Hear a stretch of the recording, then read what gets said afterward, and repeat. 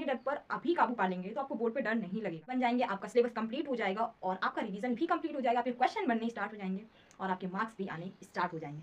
पता तो लग गया होगा कि साइंस का लेवल क्या है। And 94 out of 100 in science examination. Syllabus complete का मीन्स है यहाँ पर कि आपको at least 40 to 50% of the chapter के क्वेश्चन आने चाहिए। आंसर राइटिंग सबसे ज़्यादा इंपॉर्टेंट है।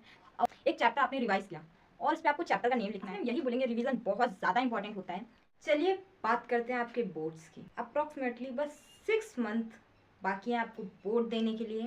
प्री बोर्ड स्कूल एग्जामिनेशन की हम यहाँ पे बात ही नहीं करना चाहते हैं। आपको 6 महीने बाद डायरेक्ट बोर्ड देने जाना है, उसकी तैयारी करनी है। उसको कैसे हम अच्छा कर सकते हैं, क्योंकि स्कूल प्री बोर्ड्स इम्पॉर्टेंट होते हैं बट बोर्ड के अकॉर्डिंग ये दोनों इम्पॉर्टेंट नहीं होते। प्री बोर्ड से हमारी प्रिपरेशन का अंदाज़ा लगता है कि हम कितने अच्छे हो चुके हैं, हमें किस वे से आंसर लिखने चाहिए, हमें कितना ज़्यादा डीप में किस बारे में पढ़ना चाहिए। इन सारी चीज़ों से हमें पता लगता है। Hello friends, I am Anupal and I scored 91.2% in class 10th boards and 94 out of 100 in science examination. और आज हम साइंस स्ट्रैटेजी देने वाले हैं कि आपको उसे कैसे पढ़ना चाहिए और उसमें 3 पार्ट हैं, उन्हें कैसे पढ़ना चाहिए, उन्हें कैसे क्वेश्चन आंसर हमें एक्सप्लेन करने चाहिए कि हमें अभी तक आपने जितने भी चैप्टर पढ़े होंगे आपको पता तो लग गया होगा कि साइंस का लेवल क्या है।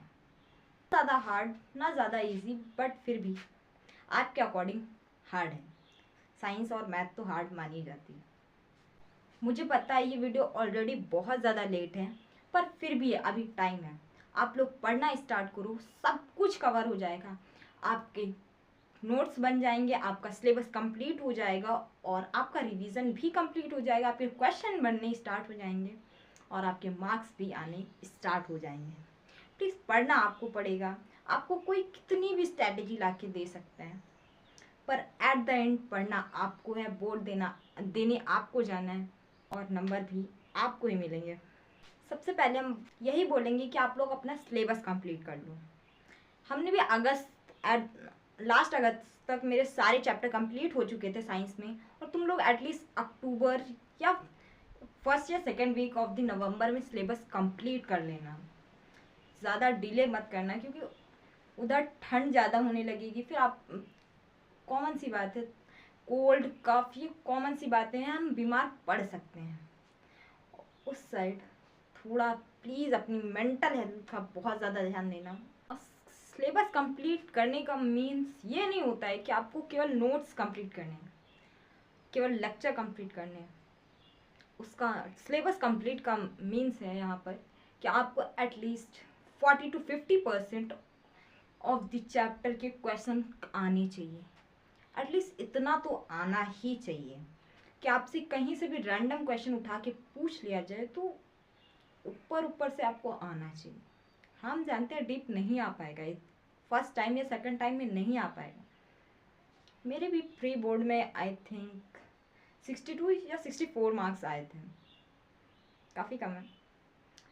साइंस में 3 मेजर पार्ट होते हैं, केमिस्ट्री, बायो एंड फिजिक्स। आप लोगों के स्कूल में एटलीस्ट 2 चैप्टर तो कंप्लीट हो ही गए होंगे।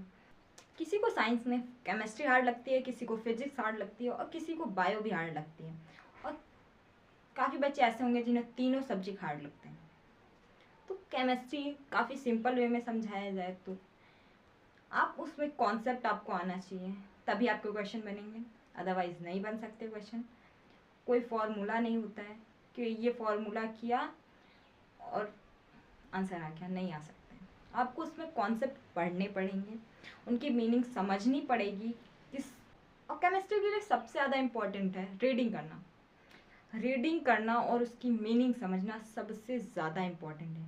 और एनसीईआरटी में तो क्लास 10 के लिए एक एक लाइन बहुत ज़्यादा इम्पोर्टेंट है। केमिस्ट्री से कहीं से भी क्वेश्चन आ सकता है बोर्ड में, दिस इज़ द रियलिटी।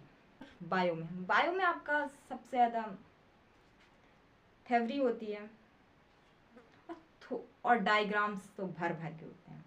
आपको भी पता है डायग्राम्स बायो में बहुत ज़्यादा इम्पॉर्टेंट होते हैं, तो प्लीज़ डायग्राम से थोड़ा बहुत फोकस कर लेना। और थ्योरी, उसमें आपको आंसर राइटिंग सबसे ज़्यादा इम्पॉर्टेंट है, और आंसर को बायो के आंसर हमेशा 3 फेज में लिखना।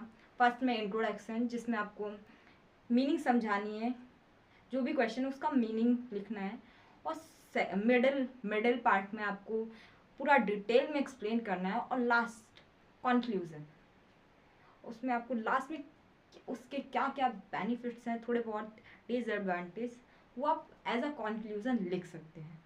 3 फेज में आप जब आंसर राइट करेंगे तो वो आंसर आपको बहुत ज़्यादा परफेक्ट दिखेगा और आपको मार्क्स मिलने के चांसेस बढ़ सकते हैं। 5 में हर एक चैप्टर के माइंड मैप्स आप छोटी एक आप खुद से माइंड मैप बनाओ। उसमें आपको पूरा एक्सप्लेन नहीं करना है चैप्टर को। एक चैप्टर का मिडिल पेज पे, कॉपी के मिडिल पेज पे आप चैप्टर का नेम लिखो, उसके कितने पार्ट्स हो पा रहे हैं आपसे, उसके बारे में फिर उसके पार्ट्स डिस्क्राइब कर सकते हो। खुद से करोगे ज़्यादा बेटर है, वरना आपको माइंड मैप चाहिए हो तो वो भी बता देना। और रही बात फिजिक्स में आपको कॉन्सेप्ट भी आना चाहिए और फॉर्मूला भी आना चाहिए। फिजिक्स यहाँ काफ़ी बच्चों की प्रॉब्लम फिजिक्स में आती है। फिजिक्स ऑब्वियस सी बात है हार्ड है, क्योंकि उसमें न्यूमेरिकल होते हैं, डेरिवेशंस होते हैं और प्लस में थ्योरी भी होती है। उसमें तीनों चीज़ें हैं और आपको तीनों चीज़ों से आंसर बनाना है। तो प्लीज़ उसमें कॉन्सेप्ट भी सीख लेना, फॉर्मूला भी राइट कर देना। और लास्ट में रीडिंग सब में इम्पॉर्टेंट है। बायो और केमिस्ट्री में मोस्ट इम्पॉर्टेंट है रीडिंग। और फिजिक्स में आप थोड़ी बहुत रीडिंग ऊपर से कर लोगे, डीप नहीं जाओगे तब भी ठीक है, बट अभी टाइम है आपके पास बहुत ज़्यादा, तो आप फिजिक्स की भी एनसीईआरटी की लाइन वाइज लाइन रीड करें, बहुत ज़्यादा इंपॉर्टेंट है। नोट्स की बात करें तो आपको खुद से अपने शॉर्ट नोट्स बनाने हैं, इस तरह से बनाने कि आपको पहले एक चैप्टर आपने रिवाइज किया और उस पर आपको चैप्टर का नेम लिखना है। आपकी नोटबुक होगी, उसके लास्ट पेजेस पे आप कर सकते हैं ऐसा कुछ। चैप्टर का नाम लिखो ऊपर और फिर उसके बाद आपको जितना भी याद आ पा रहा है उस चैप्टर के बारे में, डिटेल में नहीं लिखना है। जो मतलब हेडिंग नहीं होते, सब हेडिंग्स या हेडिंग, उन्हें राइट डाउन करना है उस चैप्टर के बेसिस पे। और फिर उसके अंदर जो है जो आपको वो केवल दिमाग में रिकॉल करना है, उसे लिखना मत है, वरना पेज बहुत ज़्यादा भर जाएगा। उसे रिकॉल करना है और फिर ना भी उसमें 1 पेज 1.5 पेज, इससे ज़्यादा नहीं होगा, खींच लेना उसके वहाँ पर जैसे आपका चैप्टर कंप्लीट हो। और फिर उसमें देखना जाके आप कि आपके कौन कौन से टॉपिक छूट चुके हैं जो इंपॉर्टेंट थे, जो आपको उस टाइम दिमाग में नहीं याद आ रहे थे, वो आपको बाद में लिखने हैं। और फिर रिवाइज करने के टाइम आपको उन पे जो आपने खुद से लिखा है उन पे कम फोकस करना है, और जो नीचे वाले हैं जिनको आपने खुद से नहीं लिखा है उन पे ज़्यादा फोकस करना है।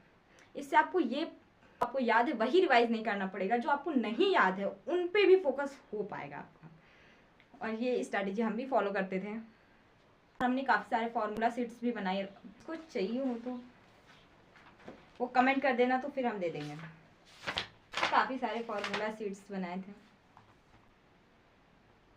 लास्ट में हम यही बोलेंगे, रिवीजन बहुत ज़्यादा इम्पॉर्टेंट होता है, क्योंकि हम पढ़ तो लेते हैं लेकिन एक चीज़ पढ़ लेते हैं और उसे भूल जाते हैं, ये कॉमन सी बात है। आपको एटलीस्ट 6 to 7 टाइम रिवीजन करना पड़ेगा, आपको क्वेश्चंस सॉल्व करने पड़ेंगे। आपको जो हार्ड क्वेश्चन से आप भाग जाते हो ना कि नहीं करना है मुझे, वो करना पड़ेगा। आप अपने डर पर अभी काबू पा लेंगे तो आपको बोर्ड पे डर नहीं लगेगा। क्या होगा एटलीस्ट उस क्वेश्चन को सॉल्व करने से आपका 1 घंटा बर्बाद होगा मैक्सिमम बोल रहे हैं, क्योंकि किसी भी क्वेश्चन में 1 से 1.5 घंटे से ज़्यादा, इतना भी स्लो स्पीड हो, इससे ज़्यादा तो नहीं लग सकता प्लीज़। और आपको क्वेश्चन आता होगा, उसका फॉर्मूला याद है, आपको उसका कॉन्सेप्ट क्लिक कर रहे हैं, तो आपसे क्वेश्चन लगने स्टार्ट हो जाएंगे। ट्राई करो, स्टार्ट हो जाएगा, कुछ भी हार्ड नहीं होता है, बस हम उसे हार्ड बना लेते हैं। नेक्स्ट किस चीज़ की स्ट्रैटेजी चाहिए हो तो वो भी बता देना, और कोई अनदर हेल्प चाहिए हो तो वो भी बता देना। Subscribe to this channel.